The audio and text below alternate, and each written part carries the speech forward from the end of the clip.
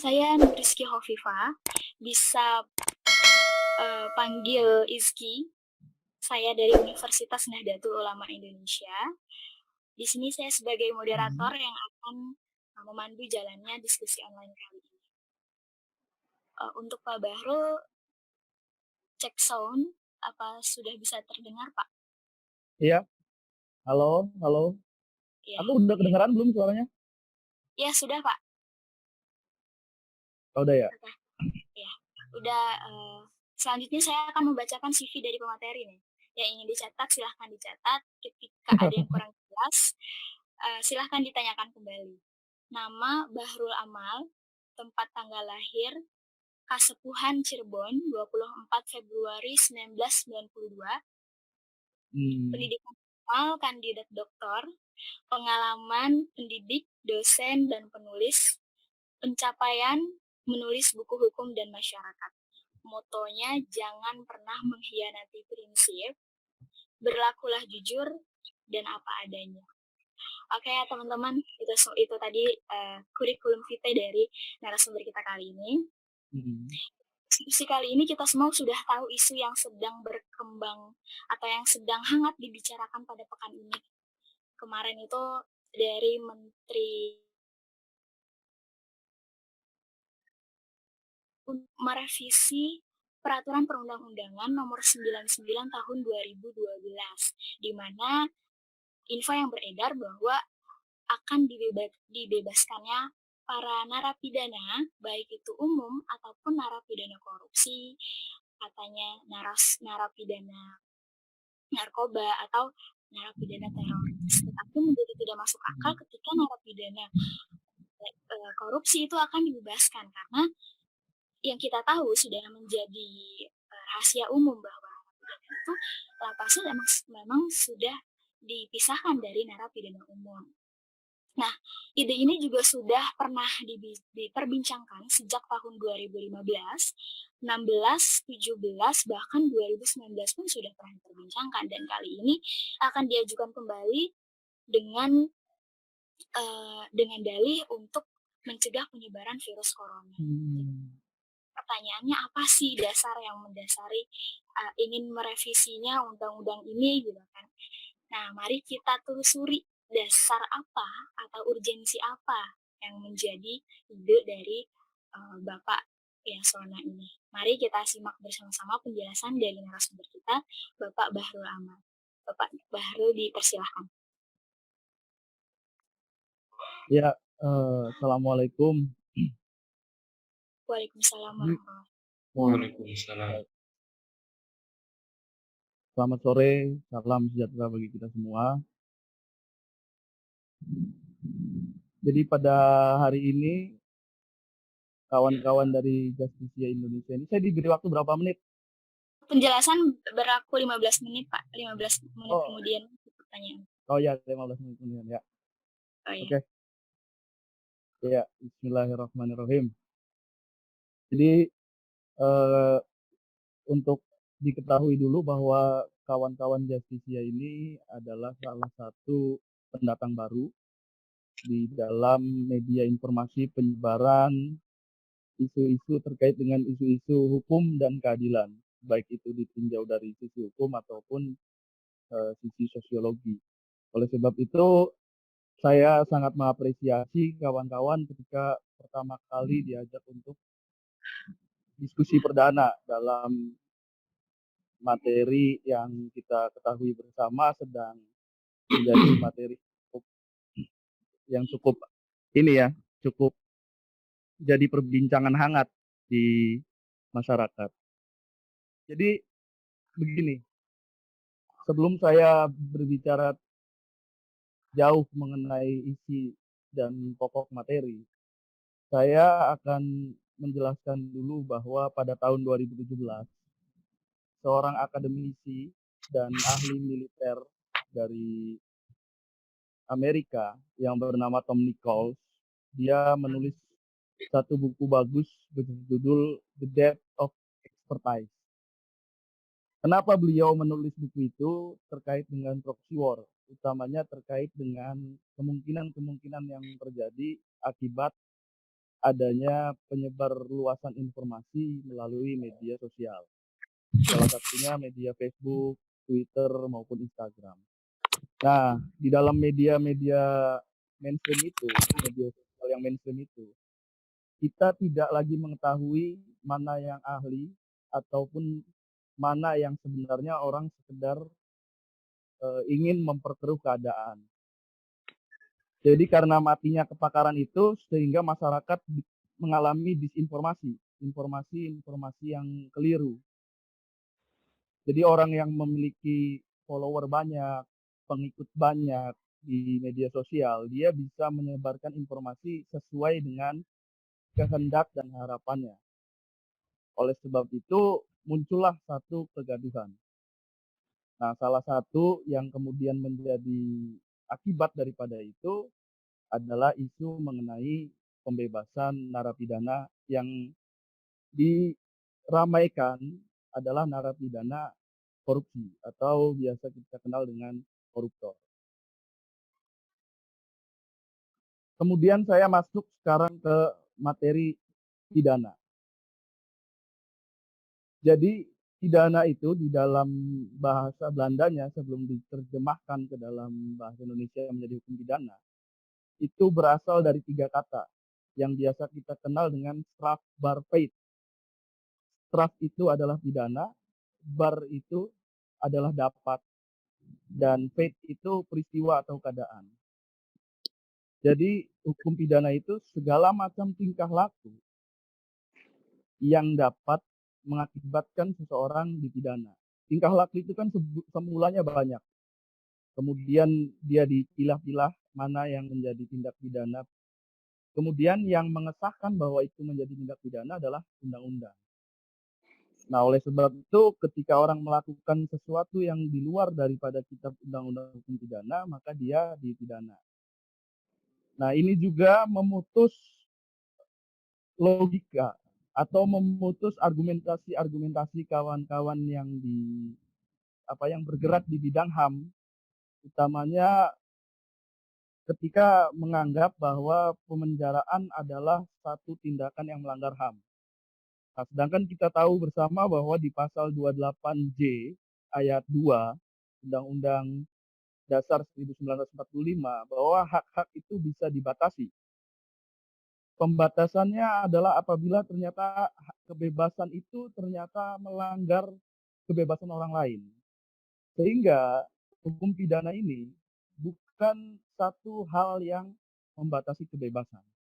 Oleh sebab itu, istilah yang dipakai di dalam istilah internasional ketika seseorang melakukan kesalahan, kemudian dia jadi tersangka, kemudian dia jadi terdakwa, kemudian dia diputus bersalah dan dimasukkan ke dalam penjara, itu istilahnya adalah deprivation of liberty. Diambil alih sementara kebebasannya. Jadi ketika orang masuk ke penjara itu bukan hilang kebebasannya, cuma diambil sementara kebebasannya. Akan tetapi hak-hak dasarnya tetap dipenuhi di lembaga pemasyarakatan itu. Nah, pemenuhan itulah yang nanti salah satunya pembebasan bersyarat ini. Jadi sebenarnya di dalam hukum pidana itu sudah ada istilah pembebasan dari tahanan sebelum selesai masa waktunya ataupun ketika dia menjalani proses pidana. Yang pertama ketika dia menjadi terdakwa ya, tersangka dulu. Ketika dia menjadi tersangka itu bisa dikeluarkan. Istilahnya kita tahu bersama penangguhan penahanan. Jadi dia bisa dibebaskan terlebih dahulu dengan alasan tidak memenuhi 3 hal. Pertama, dia kooperatif, dia tidak mungkin menghilangkan barang bukti, dan dia tidak mungkin mempengaruhi orang lain. Itu dulu. Terus ada juga tahanan yang kemudian bisa keluar dengan alasan pembantaran. Jadi ketika dia menjadi terdakwa, kemudian dia sakit keras, sehingga dia harus dirawat di rumah sakit, dia masuk ke dalam proses pembantaran. Nah, proses pembantaran ini sama sekali tidak mengurangi masa tahanan. Jadi misalkan Anda ditahan selama 30 hari, kemudian Anda pernah dirawat di rumah sakit 7 hari. Nah, ketika Anda selesai melewati masa 30 hari itu, Anda harus mengganti 7 hari ketika di rumah sakit itu. Baru Anda bisa bebas. Nah, sekarang kita masuk ke pokok materi. Pokok materi yang sedang kita bahas. Jadi sebelum adanya keputusan menteri ini, yang tahun 2020 ini, istilah asimilasi dan pembebasan bersyarat itu, seolah-olah kan di tengah masyarakat ini hal yang baru dan mengagetkan. Kenapa sih kok tahanan bisa dikeluarkan? Kenapa sih? Padahal itu di dalam mekanisme penahanan di lembaga pemasyarakatan itu sudah berlangsung sudah lama. Jadi yang pertama asimilasi. Asimilasi itu syaratnya dia sudah melewati setengah daripada masa tahanan. Jadi misalkan ditahan 2 tahun, dia sudah melewati setahun, dia boleh mengajukan asimilasi. Asimilasi ini sesuai artinya pembauran budaya.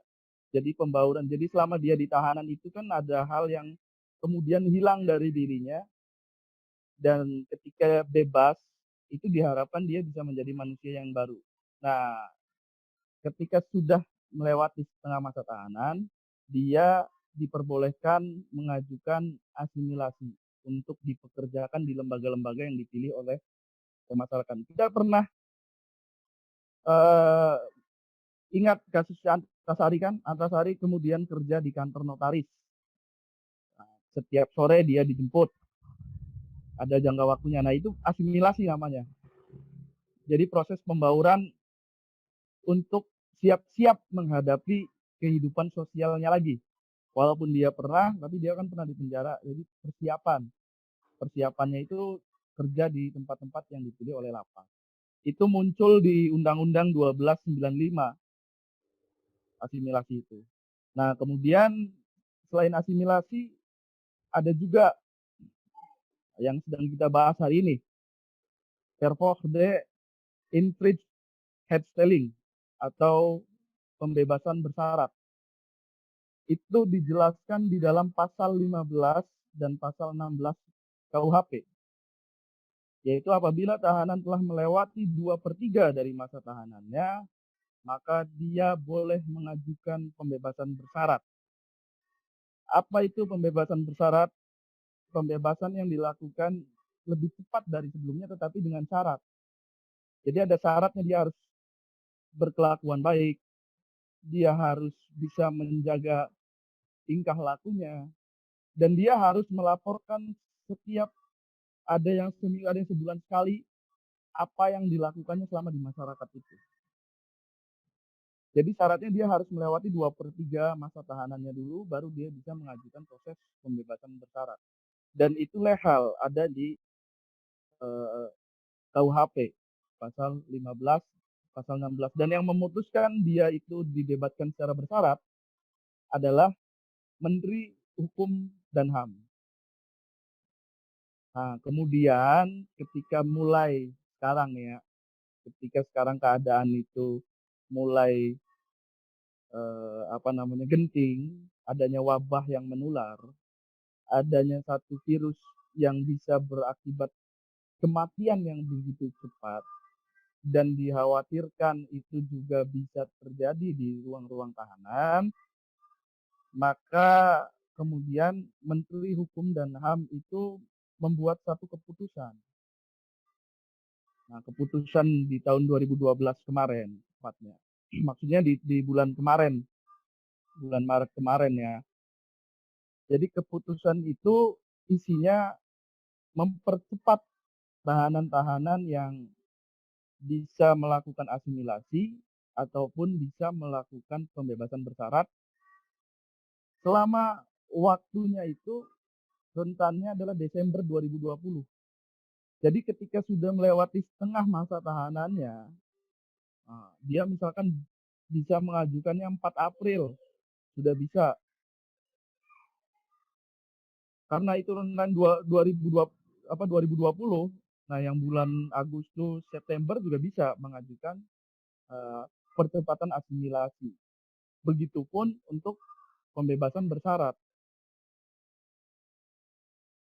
Itu dikecualikan, nih ada pengecualiannya di situ.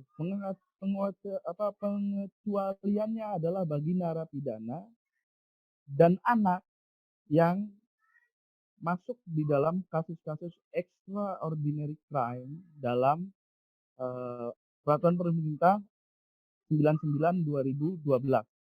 Apa saja? Terorisme, lalu kemudian narkotika, lalu tindak pidana korupsi. Jadi di dalam keputusan itu masih dikecualikan. Jadi belum masuk kategori yang 3 hal tadi ya, terorisme, narkotika maupun korupsi itu belum masuk di dalam kategori-kategori yang memperoleh pengecualian pembebasan dengan, alasan COVID-19. Sebab kalau kita ketahui juga sebenarnya secara, eee, penjaranya sendiri sudah dibedakan, tiga tiga kualifikasi itu. Lalu kemudian juga urgensinya bagi, 3 kejahatan itu juga tidak terlalu apa ya, tidak terlalu mendesak. Nah, adapun kemudian yang berkembang di media itu kan akibat daripada munculnya statement, Menteri Hukum dan HAM, di mana dia mencoba, melakukan upaya untuk merevisi, revisi atas peraturan yang ada di tahun 2012 itu, 99 itu.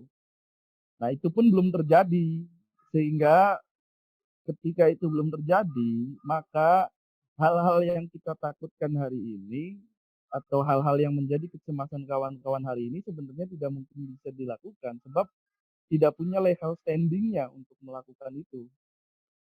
Nah, adapun kalau mau tetap memaksakan maka harus ada perubahan terlebih dahulu. Nah, itulah yang kemudian saya, tarik lagi ke pembukaan yang saya sampaikan tadi, bahwa banyaknya disinformasi ini, di mana asumsi itu mendahului bukti. Kalau dalam hukum asumsi mendahului bukti. Jadi asumsi bahwa pemerintah tidak pro terhadap tindak pidana korupsi, asumsi bahwa adanya kemudahan akses juga yang diperoleh tipikor karena memanfaatkan keadaan ini, itu kan seru. Itu bad news is a good news tuh di situ. Padahal pada kenyataannya itu belum belum belum terjadi. Sebab di dalam keputusan menterinya juga, hal itu satu hal yang dibatasi. Jadi saya rasa ini dulu, nanti kita pantik lagi, pemantik dari saya, nanti kita, Oke, bahas lagi di dalam diskusi, di dalam iya. tanya jawab.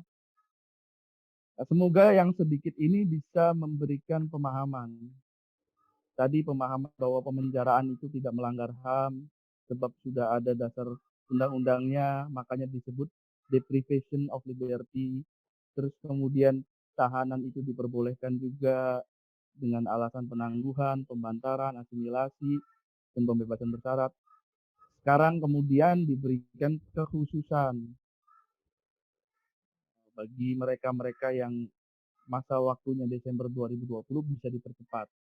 Nah, kiranya itu dulu, nanti kita lanjutkan ya. Sekian, Iya. wallahul muwaffiq ila aqwamit thoriq. Wassalamualaikum warahmatullahi wabarakatuh. Waalaikumsalam warahmatullahi wabarakatuh. Terima kasih kepada Bapak Bahrul Amal yang telah memberikan pemantikan tadi. Jadi kita semua sudah tahu ya ternyata, banyak asumsi yang mendahului, fakta tadi dikatakannya. Jadi ada ada asimilasi ternyata, juga ada peraturan, pembebasan bersyarat untuk para anggota diskusi grup, diskusi online kali ini. Jika ada pertanyaan silahkan ditanyakan dan jika ada pendapat sendiri juga silahkan diutarakan. Yang ingin bertanya Silahkan tes terlebih dahulu suaranya jika terdengar oleh saya persilahkan bisa sebutkan nama dan juga asal. Silahkan penanya yang ingin bertanya. Tuh Mas Erik, Mas Erik. Ya. Terima kasih. Assalamualaikum warahmatullahi wabarakatuh. Waalaikumsalam warahmatullahi wabarakatuh. Iya. Masalah isu sekarang tentang pembebasan napi koruptor. Seperti yang kita lihat sekarang di Presiden Jokowi dan Mahfud MD sudah menyatakan bahwa tidak ada pembahasan tentang pembebasan untuk napi koruptor. Nah, yang dipermasalahkan sekarang kan ada statement dari Menkumham Yasona bahwa akan merevisi Undang PP nomor 99 tahun 2018. Oke. Nah, padahal di PP tersebut sudah jelas di pasal 43A ayat 1. Pemberian pembebasan bersyarat untuk narapidana yang dipidana karena melakukan tindak pidana terorisme, narkotika, presekursor, narkotika, psikotropika, korupsi, kejahatan terhadap keamanan negara dan kejahatan hak asasi manusia yang berat, serta kejahatan transnasional organisasi lainnya. Selain harus memenuhi persyaratan sebagai di mana dalam pasal 43 juga harus memenuhi persyaratan. Ada bersedia bekerja sama dengan penegak hukum, telah menjalani sekurang-kurangnya 2/3 masa pidana, telah menjalani asimilasi sedikitnya 1/2 dari sisa masa pidana. Nah, sekarang di dalam PP tersebut ada pembebasan bersyarat di situ teruntuk napi koruptor. Terus yang dipermasalahkan sekarang penegakan PP itu seperti apa? Jika ingin PP itu ditegakkan, memang sudah ada diatur di situ untuk pembebasan napi. Namun syaratnya juga ada beberapa persyaratan yang harus dipenuhi. Nah, itu pendapat saya. Saya mungkin sedikit minta tanggapan dari Bapak. Bagaimana dalam menjalankan PP ini? Gitu. Ya. Oke, sekian. Terima kasih. Salam.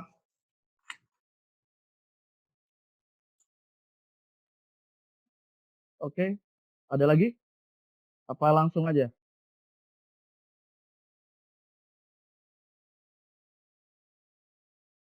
Halo. Halo moderator. Halo. Ada lagi.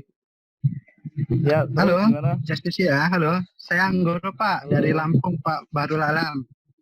Iya, gimana Pak Anggoro? Terdengar ya, Pak ya? Terdengar ya, Pak Barul Alam ya? Iya, terdengar. Oke, saya Anggoro, Pak, dari analis hukum dari Badan Pusat Statistik Provinsi Lampung nih, Pak. Kebetulan senang dengan kajian akademisi. Terima kasih Pak Anggoro sudah meluangkan waktunya. Baik.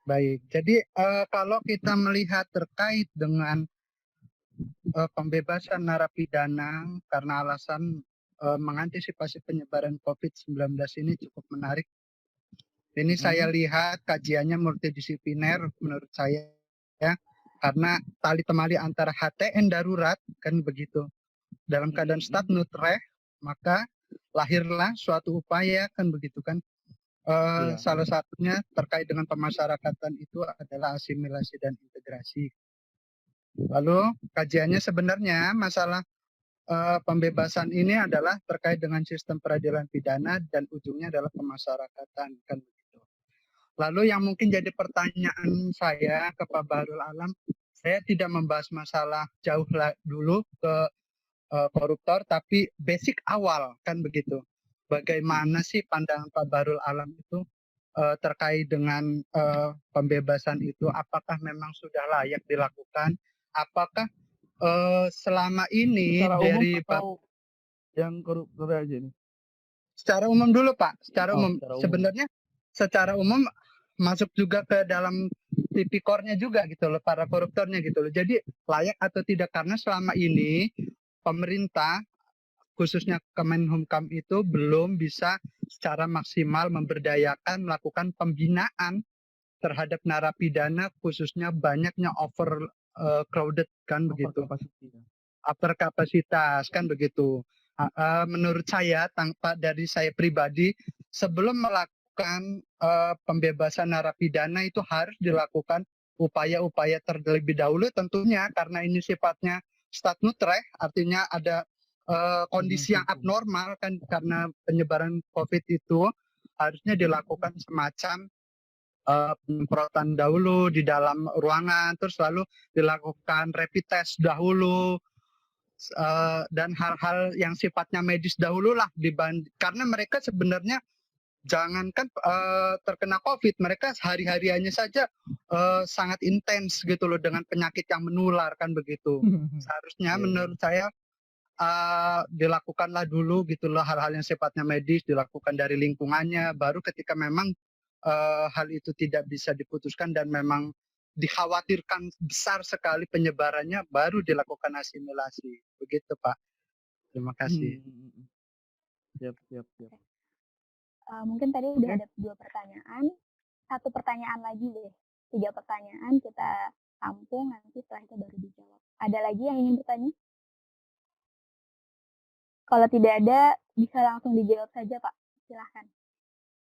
Iya, Assalamualaikum warahmatullahi wabarakatuh. Jadi yang pertama dari Bapak Erik. Bapak Erik kan membuka satu pembahasan berdasarkan PP 99 2012 bahwa di dalam PP itu juga sebenarnya tidak melarang untuk narapidana yang 3 hal itu dibebaskan. Syarat-syarat itu tetap ada. Pembebasan bersyarat itu kan tetap juga diberikan. Hanya saja ada pengecualian khusus di dalam syarat-syarat memperoleh asimilasi dan pembebasan bersyarat itu. Jadi saya mungkin alurnya begini ya, mungkin alurnya Pak Erik merasa bahwa sekalipun disebutkan dikecualikan tindak pidana itu, pada faktanya di dalam PP itu juga mereka tuh bisa melakukan itu kan. Sehingga punya kemungkinan itu juga bisa masuk di dalam 2/3 atau setengah yang ada di dalam keputusan menteri itu. Nah, kalau saya membaca keputusan menteri itu yang dimaksud dengan pengecualian itu sisi pengecualian dari tindak kejahatannya. Itu juga sering disampaikan kan oleh Pak Mahfud MD dan Pak Presiden juga. Jadi yang dikecualikan itu tindak pidananya, bahwa ketika mereka terkonfirmasi melakukan 3 hal yang menjadi tindak pidana yang extraordinary itu, terorisme, narkotika, dan korupsi, maka kategori ini tidak masuk di dalam kategori yang memperoleh privilege khusus untuk bisa dibebaskan lebih cepat, untuk bisa dibebaskan lebih cepat yang diatur di dalam keputusan menteri itu. Walaupun pada kenyataan dan keadaan-keadaan biasanya mereka tetap bisa, hanya saja ketika dalam keadaan yang luar biasa ini mereka tidak bisa memperoleh privilege yang sama dengan orang-orang yang terkena tindak pidana tindak pidana umum. Jadi seandainya mereka bebas karena memang telah memenuhi 2/3 itu dan waktunya kebetulan di tahun ini, maka mereka bebas bukan karena keputusan menteri ini, tetapi bebas karena PP 99 2012 itu mengaturnya. Jadi kekhususan itu di dalam jenis tindak pidana yang dilakukannya. Nah, adapun kemudian ada yang kemudian kebetulan bebas, kebetulan ini itu bebasnya karena memenuhi 99 2012-nya, bukan karena memenuhi keputusan menterinya. Ini sih coba mengurai agar permasalahan ini bisa lebih bisa ditanggapi dengan lebih jernih. Jadi ada yang mungkin kebetulan bebas pada pada tahun-tahun ini dan waktu-waktu ini mereka bebasnya kalau Kepmen itu konsisten terhadap ini, mereka bebasnya bukan karena Kepmen ini, tapi bebasnya itu karena PP itu. Karena di Kepmen sendiri dikecualikan 3 hal itu. Jadi misalkan ada narapidana korupsi bahwa dia 2/3-nya itu tahun ini. Kebetulan belum Desember 2020 dia mau pakai Kepmen ini untuk alasan dia dibebaskan, dia tidak bisa. Dia harus memenuhi 2/3 dari apa yang diatur di dalam PP 99 2012 pada umumnya. Jadi misalkan 2/3-nya dia bulan Agustus, ya bulan Agustus. Kalau yang pidana umum kan 2/3-nya Agustus dia bisa dipercepat. Nah, proses percepatannya itu juga dengan alasan dan keputusan yang dikeluarkan oleh Menteri Hukum dan HAM. Nah, kalau yang 3 hal tadi harus sesuai dengan 2/3 masa pidana yang dia jalani. Jadi ada yang misalkan dia kena 2 tahun, kemudian 2/3-nya itu kan 1 tahun 3 bulan.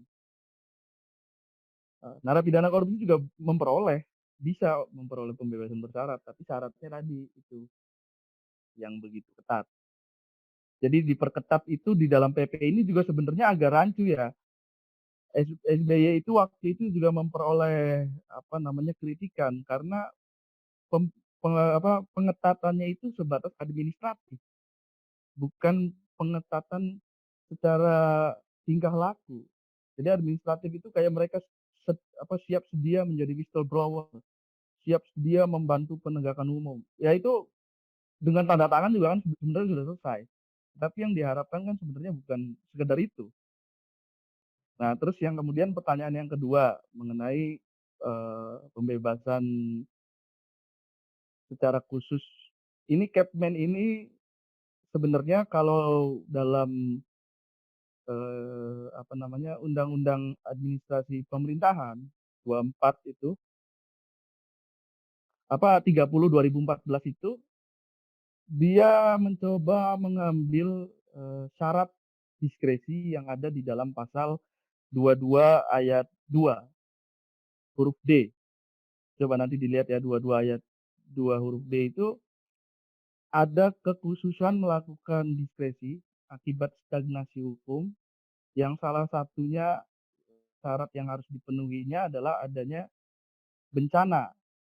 Nah, di situ dijelaskan contohnya dan atau bencana alam atau gejolak politik. Adapun kemudian hal itu disinkronkan oleh Menteri Hukum dan HAM, inilah salah satu keadaan yang bisa diambil, diskresinya masuk, tujuan dan maksud untuk mengurangi over capacity-nya juga masuk. Karena ide mengenai pengurangan itu dari dulu sudah ada. Karena alasan over capacity itu. Cuma yang belum ada itu peraturannya. Nah, sekarang mereka punya ruang diskresi di dalam Undang-Undang Administrasi Pemerintahan pasal 22 ayat 2 huruf D. Nah, ruang itulah yang dipergunakan, oh ini sedang bencana alam, dianggapnya bencana alam ya COVID-19 ini, bisa diskresinya itu sekaligus juga bisa menjalankan tujuan untuk mengurangi kapasitas, over capacity yang terjadi. Nah, katanya kan ada 30.000 narapidana yang kemungkinan akan dibebaskan karena keputusan menteri ini. 30.000-nya juga itu sudah dengan kualifikasi, sudah dengan pertimbangan yang matang dan tujuannya juga menjadi permasalahan. Kemudian keputusan ini keluar terlalu cepat. Maksudnya terlalu cepat itu belum bisa dibuktikan bahwa di dalam tahanan itu ada penyebaran COVID-19. Benar tadi yang disebut Pak Anggoro. Seharusnya ketika mau membuat keputusan itu didahului dulu oleh upaya-upaya yang membuat keputusan itu menjadi rasio logis. Jadi kalau di dalam hukum ada rasio, jadi punya alasan hukum yang kuat. Nah, contohnya misalkan di dalam tahanan itu sudah ada rapid test, di situ juga sudah ada permulaan kemungkinan penyebaran. Nah, maka dikhawatirkan sebab kapasitasnya di tahanan itu kadangkala satu kamar 10 orang loh, tidur berdempet-dempetan. Terus kadangkala juga mereka itu, makan, terus beraktivitas secara, eee, intens tanpa tanpa memperhatikan, kesehatan. Jadi sebenarnya kalau mau dikeluarkan keputusan ini harus didahului oleh pendahuluan-pendahuluan itu. Dan saya rasa seandainya pendahuluan-pendahuluan itu sudah dilakukan, maka saya juga sependapat dengan apa yang jadi pertimbangan Bapak Yasona Lauli, bahwa ini, manfaatnya bukan sekedar mengurangi penyebaran virus, tetapi manfaatnya double. Salah satunya adalah mengurangi kapasitas tahanan yang memang sudah over capacity.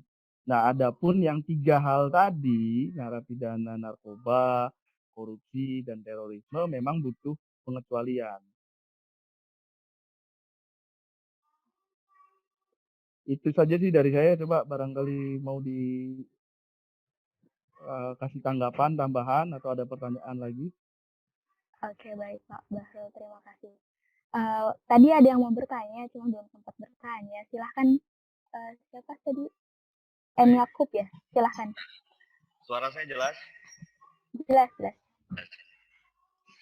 Jadi, Assalamualaikum warahmatullahi wabarakatuh. Waalaikumsalam. Waalaikumsalam. Teman-teman dan Pak Sam, penjara itu belum tentu bisa menyelesaikan masalah juga. Karena banyak orang yang setelah dari penjara, balik lagi, mengulangi lagi tindak pidana yang dia lakukan.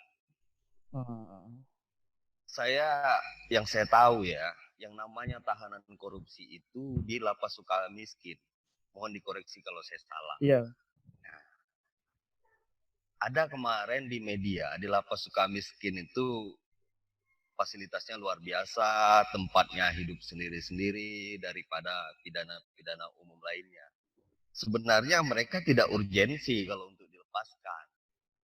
Karena jarak mereka udah di kamar sendiri tanpa ada orang lain. Itu yang saya tangkap dari media ya. Saya juga belum pernah turun ke lapangan. Saya lihat di media itu mereka sendiri. Jadi kalau untuk alasan dengan pembatasan sosial berskala besar, PSBB ya, itu saya rasa tidak tepat. Kalau alasan yang digunakan untuk mengurangi kapasitas ataupun anggaran biaya makan tahanan untuk saat ini itu masuk akal. Tapi saya rasa untuk korupsi itu ditahan dulu. Yang diutamakan itu yang narkoba tadi kalau nggak salah disampaikan oleh Pak Sam ya, kalau saya tidak menyimpulkan bahwa tahanan narkoba itu bisa ditahan dulu, tidak bisa dibebaskan. Mohon dikoreksi kalau saya salah. Nah, narkoba juga menurut saya itu yang kasusnya bukan dalam artian dia pengedar, tapi seperti korban. Nah, itu yang saya maksudkan. Kemudian satu lagi, kita terlalu banyak memang aturan yang mengatur. Belum lagi ada PP, belum lagi ada undang-undang ini, undang-undang itu. Memang masalah hukum itu, penegakan hukum bukan saja masalah hukum itu penegakannya ada pada penegaknya. Dan masalah penegaknya ada pada penegakannya. Kita tidak bisa kalau hanya melihat orang ini dibebaskan dengan alasan ini wabah. Oh, itu udah tanggung jawab lapas. Terus ada lagi yang berkomentar, udah ada peraturan undang-undang sebagainya bahwa dalam kondisi wabah ataupun bencana harus dibebaskan. Ya kan? Terus tadi saya lihat di media katanya mereka ditangguhkan, dipulangkan ke keluarga selama ada wabah ini. Terus dibalikan lagi ke lapas. apakah bisa mereka balik lagi? Ya kan? Sedangkan orang yang sudah bebas, dia menjalani misalnya hukuman 5 tahun, kemudian dia mengulangi lagi kejahatannya. Bahkan kemarin ada yang baru bebas itu, udah ketahuan nangkap apa itu saya lihat itu. Nyuri motor. Nah, jadi menurut saya nggak penting lah dengan alasan kapasitas sementara kita sibuk memindahkan ibu kota dan sebagainya. Anggaran ada berarti. Ya, itu memang udah unsur politik, sorry, saya masuk sedikit ini. Jadi kalau korupsi, katanya kalau nggak dibebaskan itu melanggar HAM nanti, nggak seimbang. Loh, hukum pidana mana yang tidak melanggar HAM kalau orang udah terkena, ya kan? Iya. Baik, itu saja saya rasa Pak Sam dan teman-teman. Terima Baik, kasih. terima kasih. Terima kasih Bapak Yakub. Ya. Mungkin Pak Bahru ada Langsung ya? tanggapan? Ya, bisa langsung. Silahkan. Jadi saya pendapat dengan apa yang disampaikan Bapak Yakub tadi, Mas Yakub tadi ya. Yang pertama memang kalau untuk pidana-pidana yang umum bolehlah kita bebaskan. Apa kita beri keringanan pembebasan itu dengan alasan penyebaran COVID-19. Tapi untuk pidana-pidana yang extraordinary seperti terorisme, narkoba dan korupsi yang memang di Kepmen sendiri tidak diatur, itu jangan sampai diatur lah, kecuali korban, kecuali dia itu tidak punya peran yang begitu penting dalam tindak pidana narkoba ya, dalam narkoba ya, bukan dalam korupsi, bukan dalam narkotika. Ya saya sependapat. Maksudnya begini, maksudnya secara tahanan juga kan mereka sudah dipisahkan.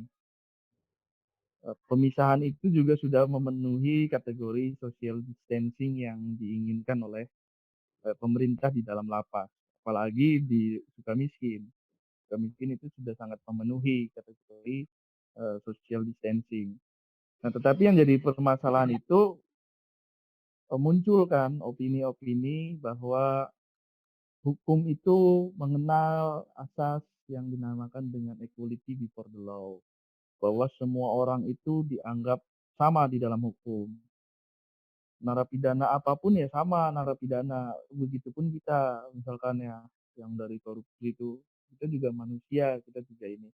Nah, tetapi yang menjadi pembatasan daripada mereka kesulitan itu sebenarnya ya itu tadi PP 99 2012 yang mengecualikan tindakan-tindakan mereka. Oleh sebab itu kan maka alurnya kalau kita pahami untuk bisa masuk kategori Kepmen ini tujuan yang pertama dilakukan adalah revisi PP itu.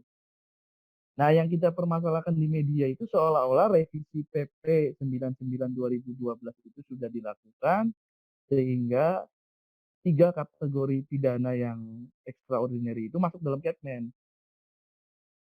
Nah, itu logika yang lagi dibangun di media ya.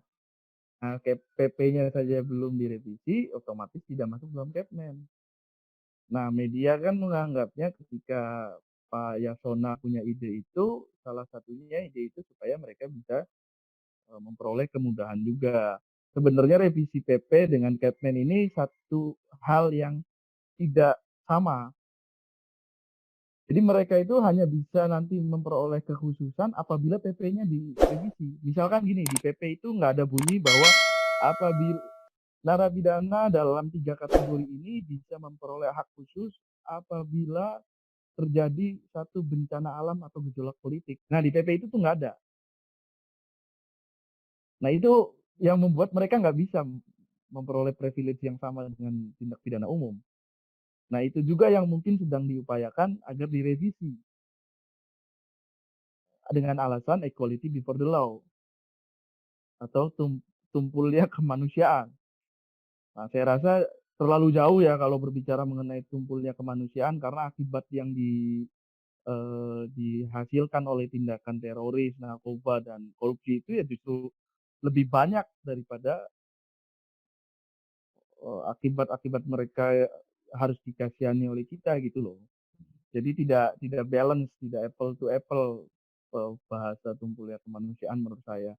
Itu sih saran saya aja untuk pemerintah dalam hal ini harus lebih strategis lah dalam bertindak secara sistematika hukumnya.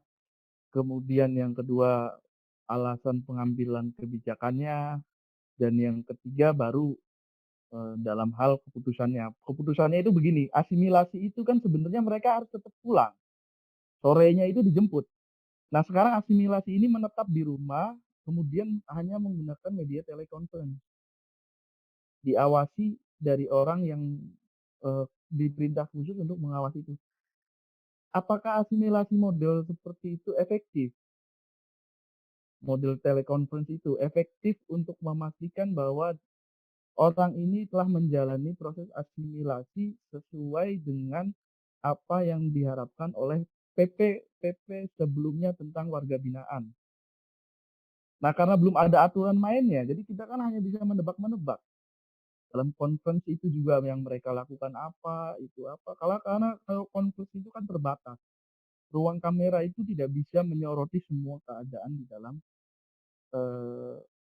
rumah, keadaan di dalam proses dia asimilasi.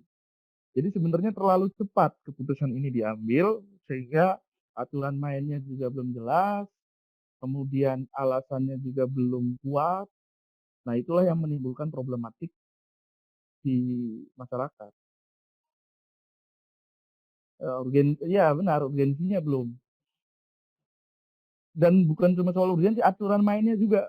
Kalau soal asimilasi itu kan harusnya ada aturan mainnya. Asimilasi itu kan dia ditaruh di tempat yang memang ditunjuk oleh lembaga pemasyarakatan agar dia bisa mulai merasakan, oh kehidupan sosial ini begini, nanti ketika saya kembali ini saya harus melakukan ini. Nah, model conference ini indikator penilaiannya apa nantinya? Karena di dalam asimilasi itu ketika gagal, dia tidak boleh mengajukan pembebasan bersyarat. Nah, kalau dalam model conference ini indikator penilaiannya apa ketika gagal itu? Dan indikator bahwa dia dinyatakan berhasil dan gagal itu apa? Nggak ada. Nah, itu aja dari saya.